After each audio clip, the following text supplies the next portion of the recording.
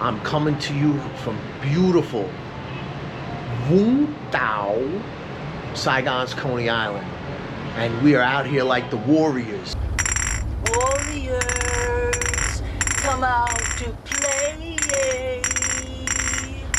So today I'm going to talk to you guys about the best places to find a job in Vietnam without a degree. So that's a little bit different, because what a lot of times you'll find online is, oh, maybe best cities to teach in English in Vietnam, and it'll be this kind of broad thing based on, you know, what is officially true versus what is actually true, right? So I think that's an important one. We're gonna get out of the way over here, youngsters.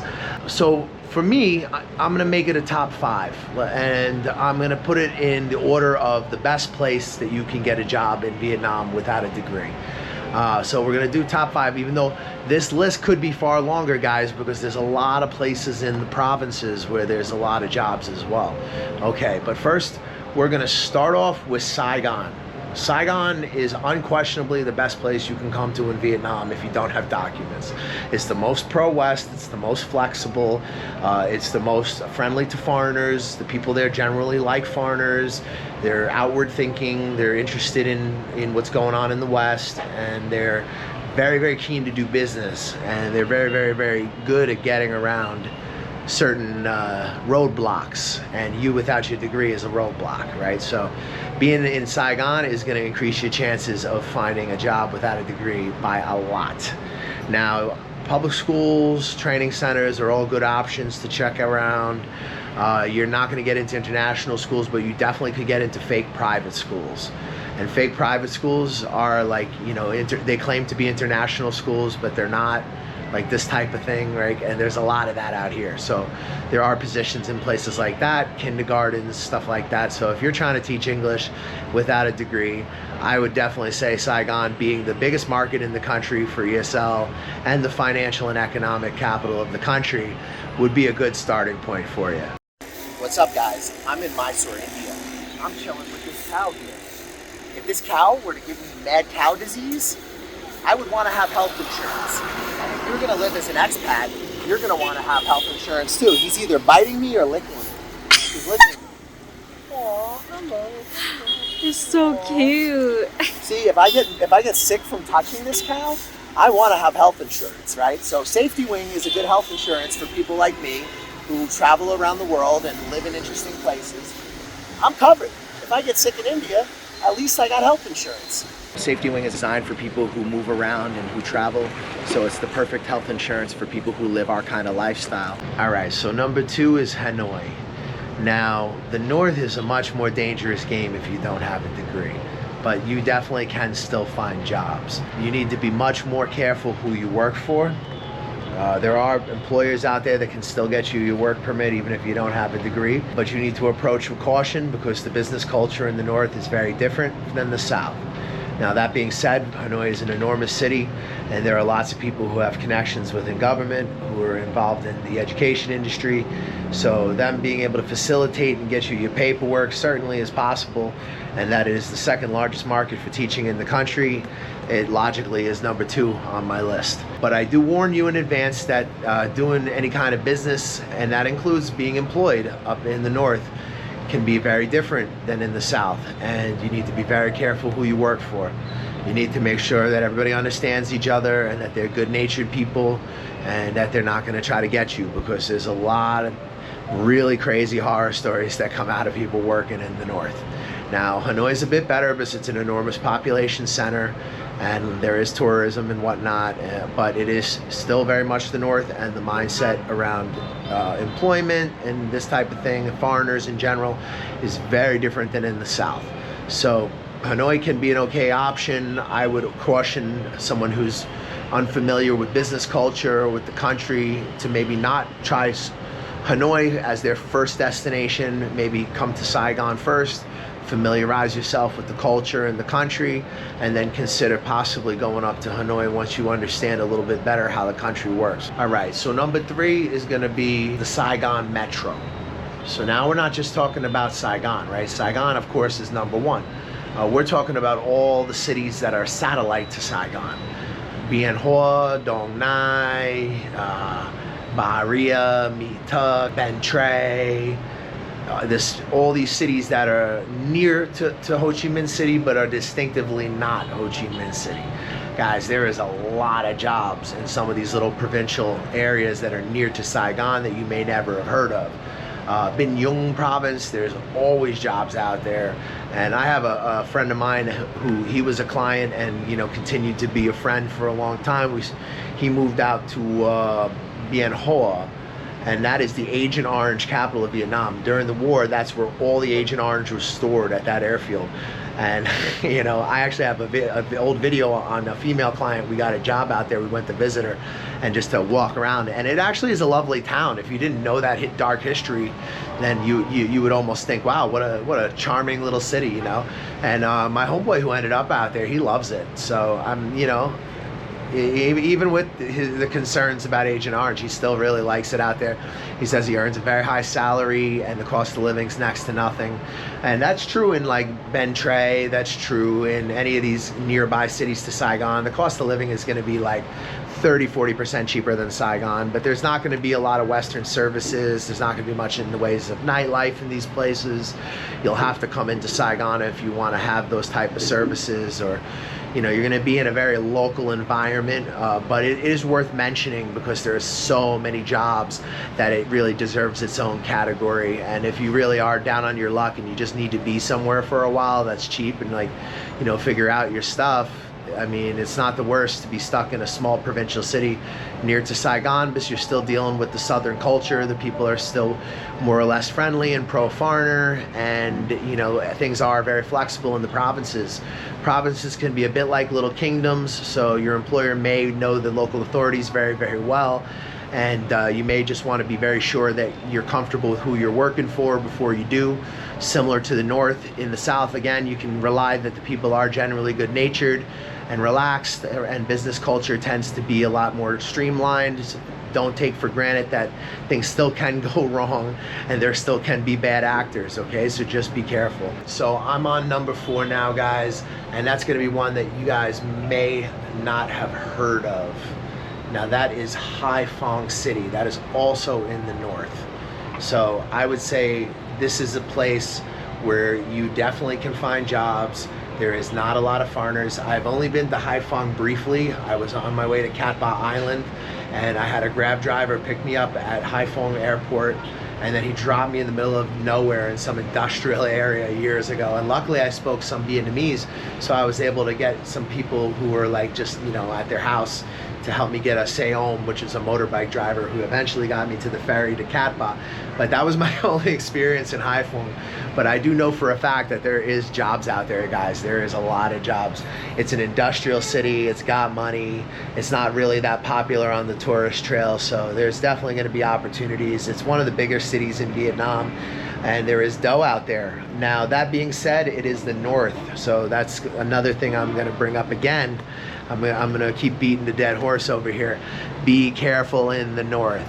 Be careful who you work for if you don't have documents. If you do have documents and you know the company has a good reputation, salute, you know, but if you're in the gray area, be very careful in the north. Now, that doesn't mean there's not opportunities. Like I said, you got a city like Hai Phong, not as many people know about it. It's industrial, it's got money, it had a reputation as being a gangster city, but now because of, you know, the port and all the commerce and being near to China, there's a lot of money in that town. Another thing that's really nice about Hai Phong City is you're very close to Ha Long, which is not a good place to go if you don't have a degree, because Ha Long City is a great city, high standard of living, good paying jobs, low cost of living, but their immigration is shocking up there.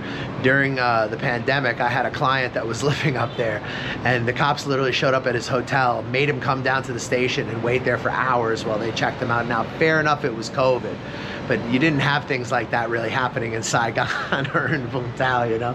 It was pretty intense, and you know, I would probably say that that's not the best place to teach, but Hai Phong is a much bigger city that's much less on the radar. and is much more known for being industrialized. So it might be worthwhile if you don't have some paperwork to go around sniffing around that area, just because, you know, whenever there's money in Vietnam, guys, there's going to be demand for English speakers, and it's a substantial part of the population wants their kids to speak English, and that's a large city that has a pretty good economy, and you know, it's still big enough that I think, you know, even without some paperwork, you should be able to find something. All right, number 5 is Mekong Delta. Now, some of Mekong Delta can be included under my list earlier of like the greater Saigon metro, right? But there's parts that are definitely not Saigon metro. Like Can Tha is a good 4-hour bus ride from Saigon. It's a nice city. It's got a good economy around agriculture. It's clean. It gets a little bit of tourism, taking the foreigners out on the boats on the Mekong Delta. And you know, it's just in general like a nice place to live, laid back lifestyle. Now I know for a fact there are some jobs out there as well, and some of them will look the other way for degrees. Cities like My Tha, which again you could argue is maybe part of the Saigon metro but part of the Mekong as well. More provincial places like Cho Duc, near to the border of Cambodia. These are going to be places where, for sure, if they have the opportunity to employ a foreigner in, you know, some of these provincial areas, like, they'll figure out how to get around the no degree, don't worry. And I think that's pretty true anywhere, guys. It's just that certain cities are very, very strict, and you need to be careful. Like, for example, Da Nang, it can be very strict. The north can be very strict. Yet still, I put some of those cities on my list because I do actually believe that, you know, you still can find a job. It's just that your risk factors do go up a lot. Whereas in Saigon, if you want to mitigate risk and have the best chance of having a positive outcome, you working without a degree, without a question, that's number 1. But the South is up there, as we've discussed, and so is the Mekong Delta.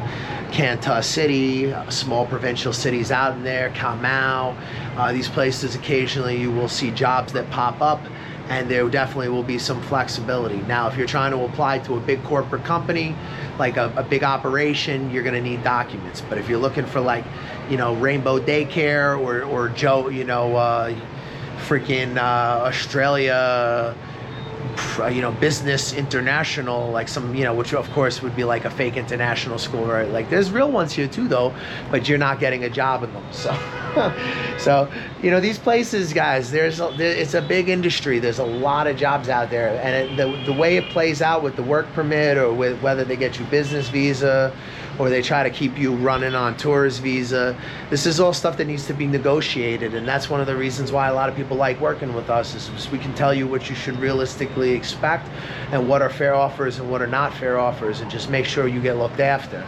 Anyways, if you enjoyed this content, take a second to smash the like button. This has been a beautiful sunset. I'm glad I got to share it with you guys. Vietnam is an amazing country.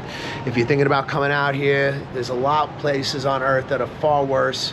There are challenges here. There are things that are definitely going to make your head spin sometimes, but overall, it's a beautiful place full of beautiful people, and there's a lot of opportunity.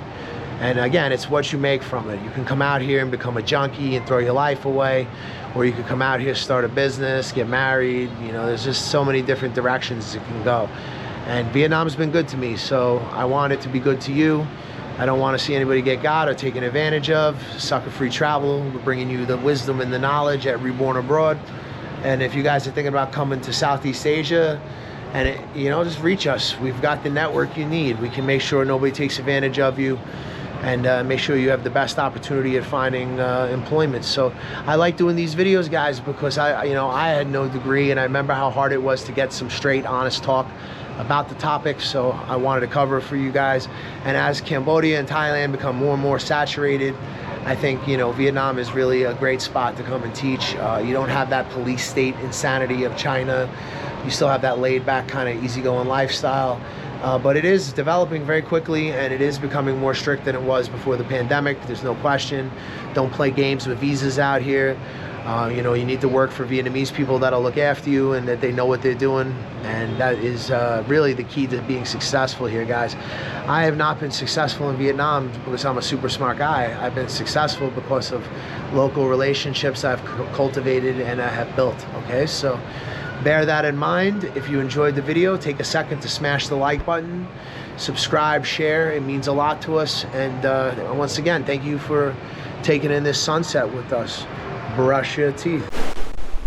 Brush your face and wash your teeth, son. Reborn abroad got me a job in Vietnam. Reborn abroad got me a job in Vietnam. Years later, we're still friends, so hit us up. Reborn abroad, they're legit. They got me a job. I'm pretty happy. Reborn abroad got me a job in Vietnam. Reborn abroad got me a job. Brush your teeth. Hey, what's up? I'm D from Canada. Hook up with the New York Nomad if you want a smooth ride into Vietnam or any Southeast Asian countries. Hey, my name is Aaron. Get in contact with the New York Nomads. If you want to get into Vietnam, hit them up. They'll get you in securely and professionally. Yo, this is Uncle Hollywood. I'm telling you right now, the New York Nomad got me a job. He's legit. Hit him up. Check him out. New York Nomad set me up in Vietnam. Yo, my man got me a job. Come to Vietnam. Hey, what's up, guys? You thinking about coming to Vietnam? You're not sure where to start. You've heard a lot of things online. You don't know what's true. You don't know what's not. We offer a consulting service where we help you get on your feet in Vietnam. We give you advice on negotiating contracts with employers. We help you with real estate agents, visa agents that are reliable and that you can trust. And we help you get started in this amazing country and get on your feet. We help you get into different opportunities that might be more difficult for you if you were just landing in the country on your own. And we help you avoid a lot of the pitfalls and problems that you could have as a newcomer here. We provide you with reliable job recruiters, visa agents, real estate agents, and advice. If you guys are thinking about coming to Vietnam, hit us up for a consultation. We'll help you get started, help you get on your feet, and hopefully you'll love Vietnam as much as we do.